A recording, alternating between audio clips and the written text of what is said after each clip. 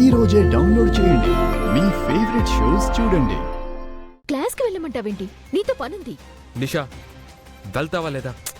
ప్రేమ్, నువ్వు వస్తావా రావా? ఏంటి నిషా, ఇది కాలేజ్. అయితే సో వాట్? నేను చెప్పింది నువ్వు చెయ్యాలి. అప్పుడే మన బంధం ఏంటో, మన ఎఫెక్షన్ ఏంటో తెలుస్తుంది. నువ్విప్పుడు నాతో వస్తావా? ఆంటీకి ఫోన్ చేయమంటావా? నువ్వు నా మాట వింటే ఇక్కడితో అయిపోతుంది. అక్కడైతే నేను చెప్పక్కర్లేదు. ఏంటి నీ మొండితనం? ఇక్కడ కూడా చామ్ని అవమానపరచాలనుకుంటున్నావా? నేను నాతో రమ్మంటున్నాను. ఎందుకో నాకు అర్థం అవుతుంది. నువ్వు అలా చేయడం కరెక్ట్ కాదు చామ్. It's not fair. అవన్నీ మనకెందుకు? మన పేరు గురించి ఆలోచించాలి. నాతో రావాలి అంతే. రా. ఎక్కడికి? చెప్తా. Come on my dear ఉడ్బి. ఏమో అనుకున్నాను కానీ నువ్వు చాలా తెలివైన దానివే. డైరెక్ట్ గా లెక్చరర్కే లైన్ వేసావు. సెట్ అయిపోయాడా?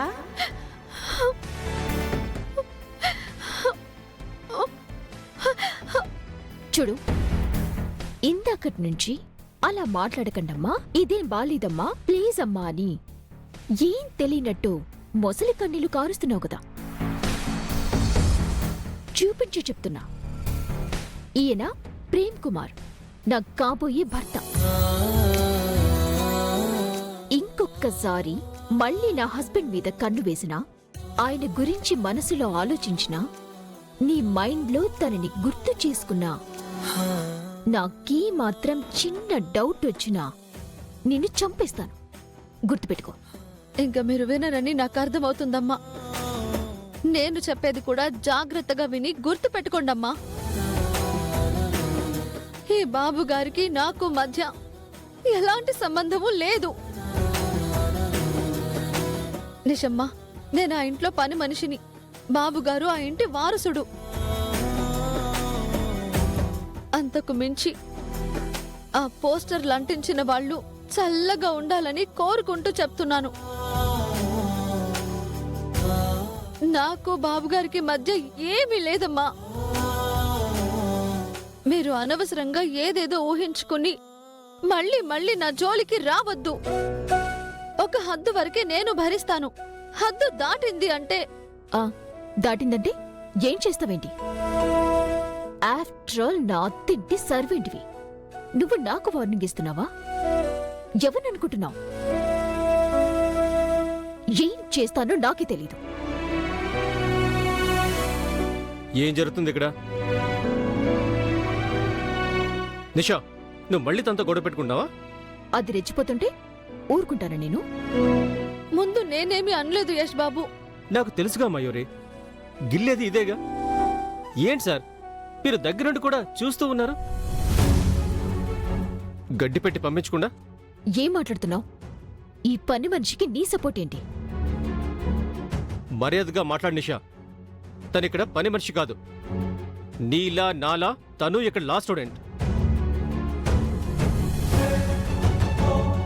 ఈ కాలేజీలో ఇంకొకసారి తనని అలా పిలిచావంటే మాత్రం బాగోదు.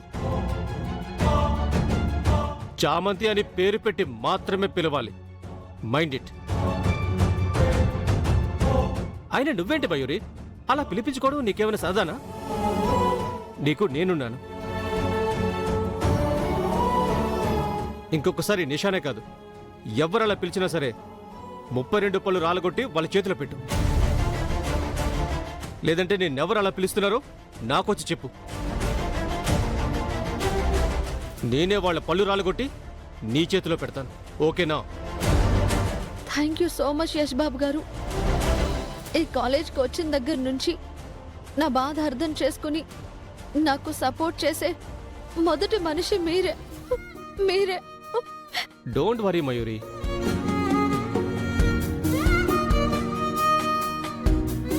నీకు నేనున్నాను. పద వెళ్దాం.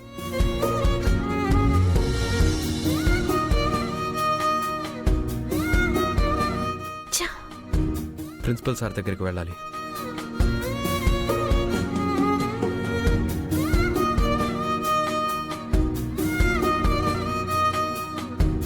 నువ్వు ఇంకేం ఫీల్ అవ్వకు మయూరి, ధైర్యంగా వెళ్ళు. థ్యాంక్స్ బాబు. మ్.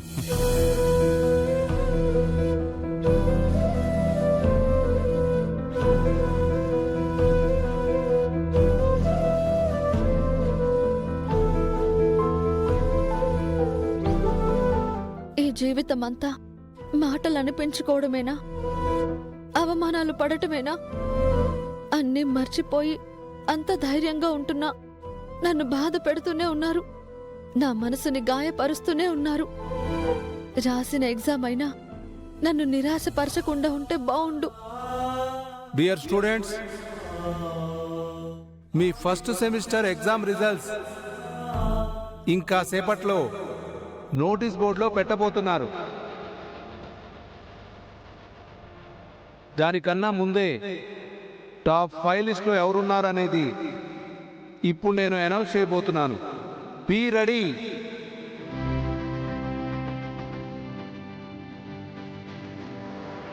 టాప్ 5లో ఉన్నది జి సంతోష్. రే మన సంతోష్ గడ్రా.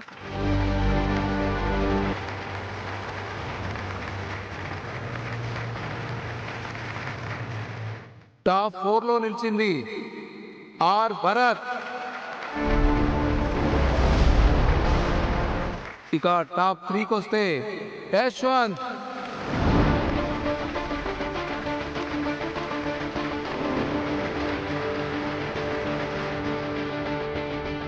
నువ్వేనా నిషా?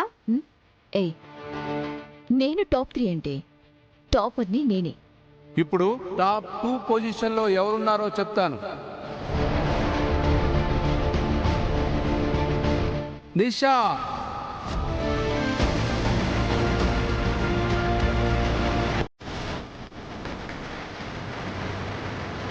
ఏంటి ఫస్ట్ నువ్వే అన్నావు టాప్ 2లో ఉన్నావు?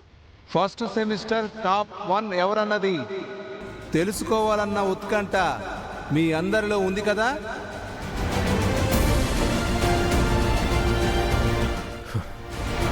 చామంతి పేరే వినాలి. నాకు కాకుండా ఇంకెవరికి వస్తుంది? కొంప తీసి చామంతి వచ్చుంటుందా? చామంతి పేరు మాత్రం వినపడకూడదు, వినకూడదు. అందరూ టెన్షన్గా ఉన్నారని అర్థమవుతుంది. అనౌన్స్ చేసేస్తున్నాను.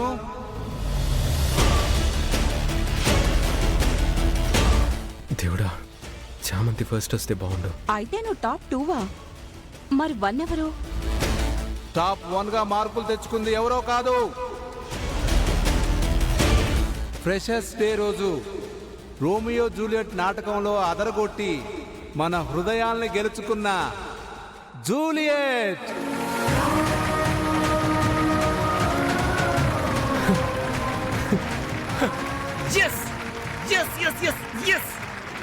ఇప్పుడు వస్తాను.